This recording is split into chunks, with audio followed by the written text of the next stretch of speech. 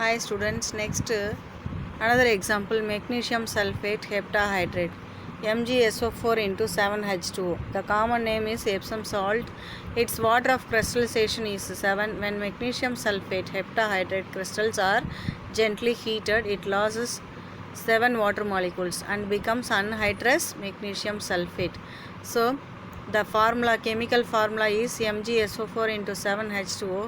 இதை ஹீட் பண்ணால் என்ன ஆகும்னா மெக்னீஷியம் சல்ஃபேட் ப்ளஸ் 7H2O ரெண்டும் வந்து பிரிஞ்சிடும். ஸோ இப்போ அந்த மெக்னீஷியம் சல்ஃபேட் நேம் என்னென்னா அன்ஹைட்ரஸ் மெக்னீஷியம் சல்ஃபேட். வாட்டர் இல்லாமல் இருக்கும்போது அன்ஹைட்ரஸ், வாட்டரோடு இருந்ததுன்னா ஹெப்டாஹைட்ரேட். ஹெப்டானா 7.